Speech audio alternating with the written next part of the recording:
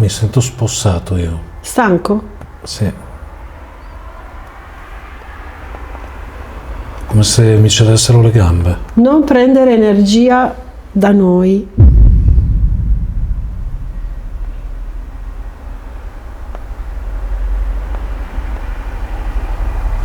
Senti anche tu? Sì che sento. Io sento come se stesse arrivando il treno. Ma il treno, allora passa il treno, ma non è mai passato da quando siamo qui.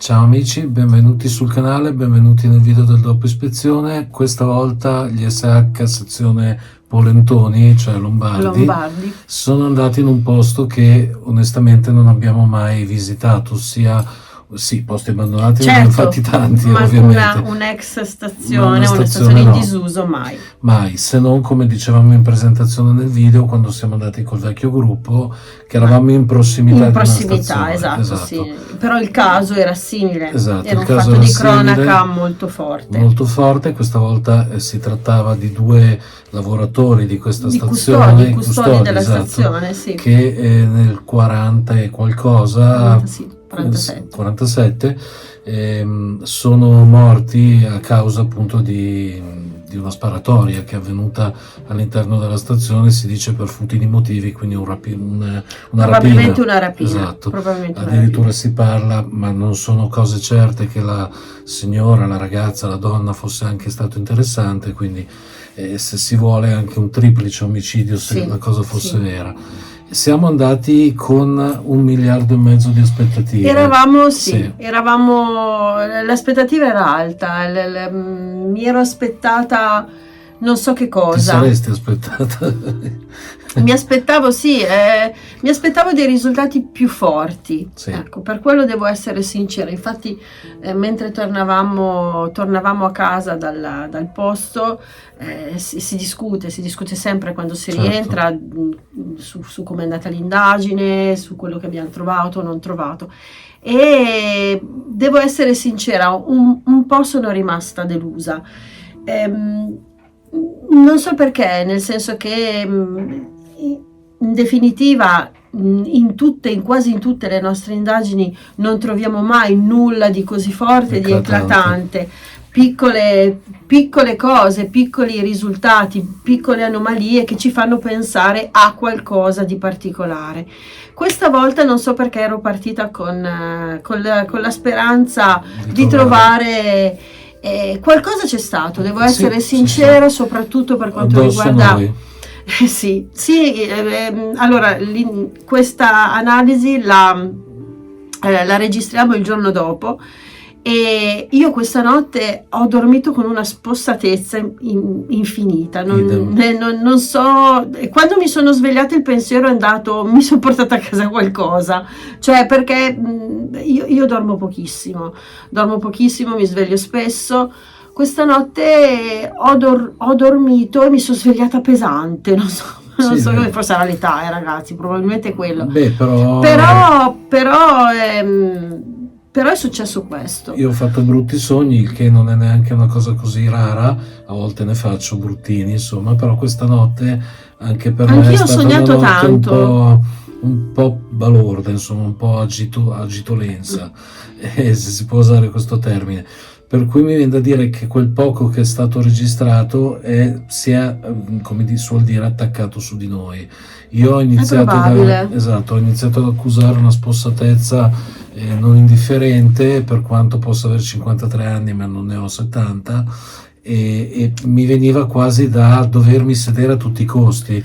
Poi lei ha preso un mal di schiena. Il mal di schiena è stato strano. A onore del vero, occorre dire che ogni volta che si torna a casa, ogni volta che si finisce un'indagine,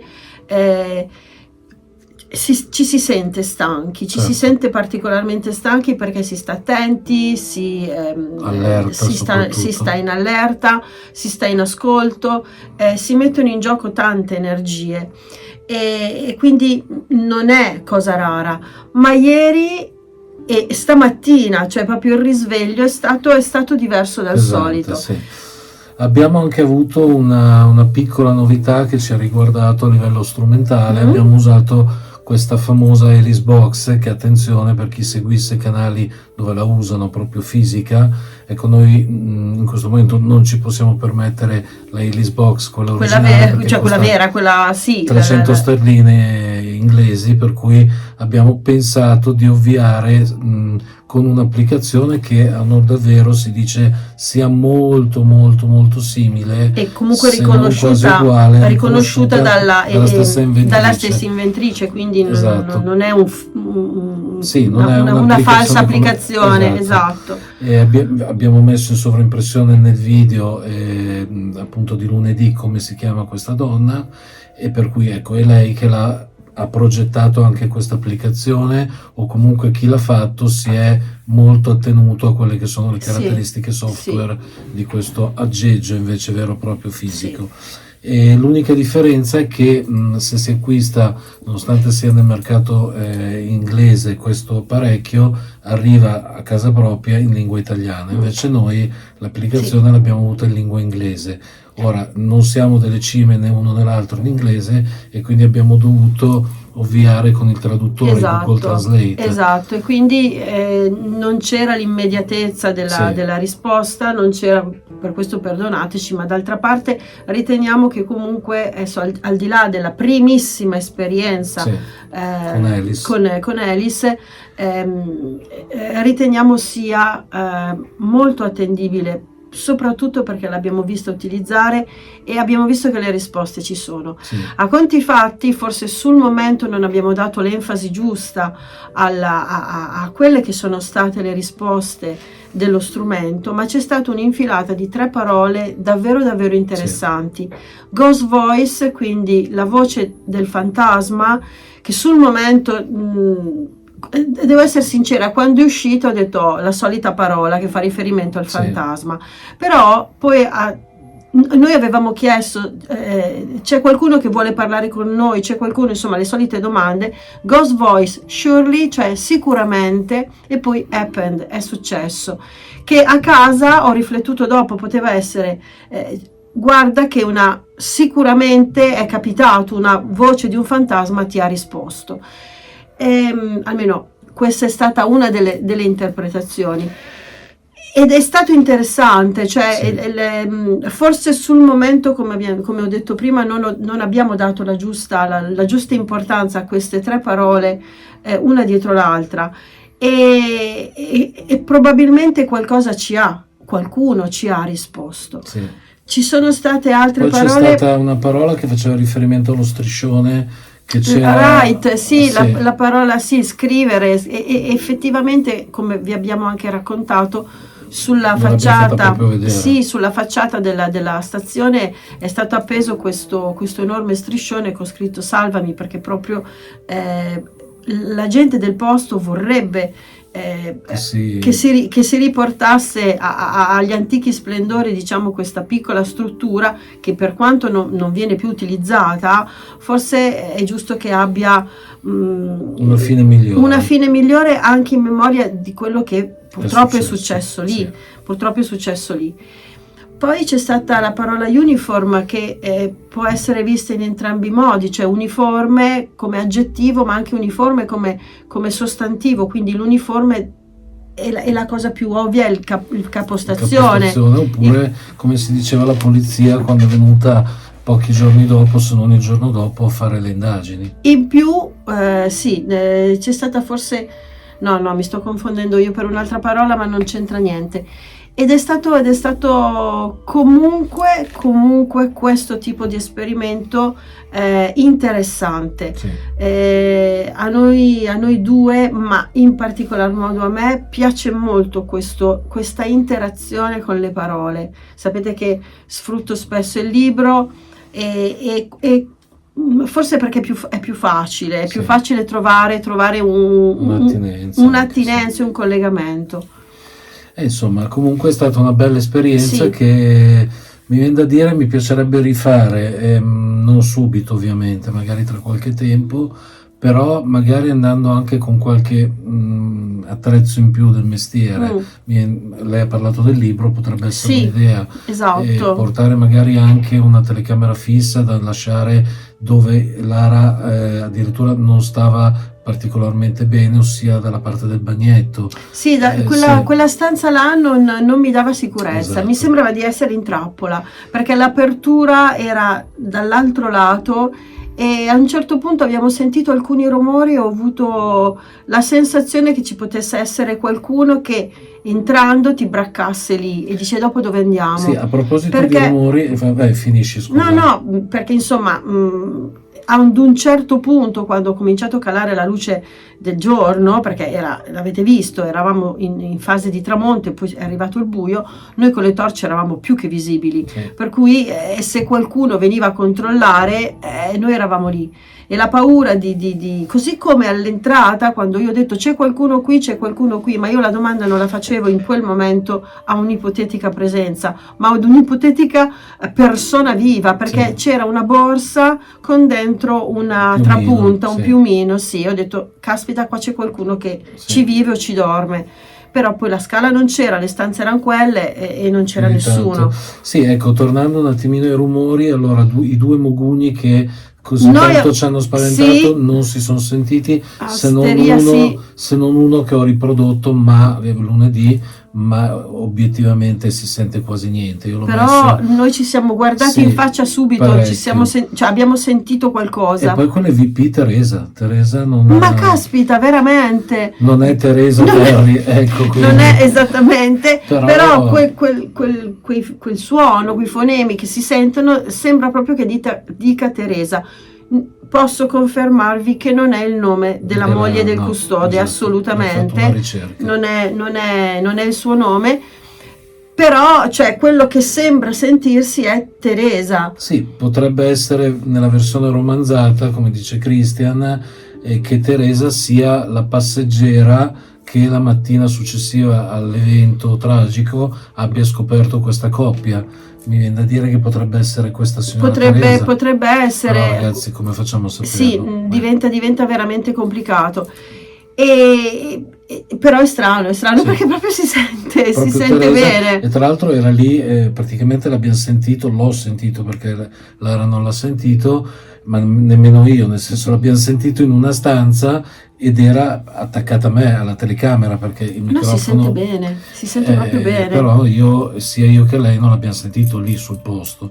Quindi cosa volete che vi si dica? Insomma, è andata come è andata, è stato comunque, ripeto, interessante. Molto interessante. Mi è piaciuta tantissimo come indagine. Sì. Allora, vi dovete, almeno con noi, perché noi parliamo per noi come team, ovviamente, lo sapete già se ci seguite da tanto tempo, o altrimenti vi dovrete abituare che non sempre nelle indagini succede qualcosa o qualcosa di interessante. A volte può essere un nulla di fatto oppure qualcosa di molto molto lieve, che forse non dà quel pepe a tutta la situazione, ma ricordiamoci che questo mondo non dipende da noi, cioè le regole del paranormale, per chi ci crede, sono regole che a noi non è dato sapere, non ci è dato di conoscere come funziona veramente di là, per cui vai a sapere come vogliono comunicare, se vogliono comunicare, quando lo vogliono fare. Se scelgono persone per farlo. Se dobbiamo essere sinceri, io e Corrado ci poniamo spesso questa domanda, perché ci rendiamo conto che ad esempio con Francesca e con Davide sembra che ci sia una comunicazione diversa. Con me e con Corrado sembra che la cosa sia un po' più asciutta, un po' più frenata. Da cosa può dipendere tutto questo? Non lo possiamo sapere. Forse è canalizzata in maniera diversa con Davide e Francesca rispetto a noi due. C'è da dire, questo lo dico, Francesca smentiscimi se sbaglio, che forse Francesca è molto più possibilista del sottoscritto. Davide magari ancora un po' nuovo in questo mondo perché proviene dall'Urbex e quindi ogni qualvolta c'è un qualche cosa è ben disposto, non che noi non lo siamo, però è più aperto ad ogni possibilità. Noi abbiamo un po' di calli e quindi infatti, forse andiamo troppo per esclusione. Lui è più scettico di me, io non lo sono, io non sono scettica, nel senso che credo nella possibilità di qualcosa oltre, e ci credo veramente, ma parto da scettica perché non voglio illudermi, voglio trovare il giusto equilibrio, ma voglio trovare, come dire, la prova, no? Voglio avere. Non lo nego, io ieri quando siamo tornati a casa ho pianto perché avevo un'aspettativa alta e ho detto perché non è successo niente proprio lì dove è successo qualcosa di così forte. Ve lo dico senza problemi e mi sono così arrabbiata. Poi alla fine non risolvi nulla. Se così è, come dicevo prima, le regole non le dettiamo noi, non è la nostra pretesa che fa sì che un eventuale spirito si faccia sentire, e quindi è bello ed è giusto che ci siano video anche così, forse un po' più soft, un po' più mosci, chiamiamoli così. Io non lo trovo per niente mosci nel senso senza particolari evidenze, senza particolari anomalie, però ma qualcosa comunque c'è stato, Se conoscete i nostri video, e insomma il 90% di chi ci ascolta li conosce, ma anche chi dovesse passare, al quale invitiamo ad iscriversi al canale, a condividere le nostre storie, ecco, sapete bene eventualmente quali video sono più dove si palpa di più la tensione, quali un po' meno. Ecco, ieri secondo me la tensione la si poteva manipolare proprio come un pezzo di DAS, ecco, perché la tensione c'era, era tanta, e non stavamo bene, per cui già questo è sintomo di una cosa grossa, perché non star bene in 4 metri quadri con l'assoluta pace e tranquillità all'esterno della struttura. Era un posto davvero bello, bello, però entrando quasi subito abbiamo detto c'è un'aria strana, mi sento agitata, mi sento inquieta, forse il sapere quello che era successo sicuramente non ha aiutato, però questo è. Ieri mi è venuto in mente, poi chiudiamo perché come sempre noi quando iniziamo esatto, però ieri mi è venuto in mente ieri ho provato, scusate, la stessa sensazione che ho provato a Villa Azzurra quando sono tornato con Davide e Francesca, ossia che spesso e volentieri ci si dimentica dove ci si trova. Io a Villa Azzurra, camminando nei corridoi, mi ricordo la scena che ho davanti a Francesca e a fianco Davide, dicevo: ma dobbiamo o no renderci conto di cosa c'è stato qui prima di accendere le telecamere, fare le domande, accendere le torce? Bisogna veramente fermarsi e dire: ma attenzione, dove siamo? Cosa è successo? Stiamo camminando nello stesso posto dove ha camminato un criminale, un bambino maltrattato, e ieri poteva essere che si camminava negli stessi abbiamo posti. Sicuramente camminato dove c'erano i corpi di queste due persone, per forza. Capisci? Quindi secondo me certi posti veramente, anche se non ti brilla un fico secco, comunque fanno la differenza. Avevo i brividi così, ve l'abbiamo detto nel video ieri, non ve li ho fatti vedere perché ho un piumino più grosso di me, però vi assicuro che c'era una pelle d'oca continua appena siamo entrati. E non era la villa megagalattica, non era la casa super lussuosa con 1000 suppelletti, gli immobili antichi, era una semplice stazione piccolissima, rotta, decrepita, l'avete vista, è triste, isolati in un campo dove però qualcosa di veramente importante, forse più che in qualsiasi altro posto che si può andare a visitare come Ghost Hunter. Come dicevo, le regole non le dettiamo noi. Se il video vi è piaciuto lasciate un like, condividetelo, ma soprattutto il video di lunedì, e alla prossima avventura. Ciao!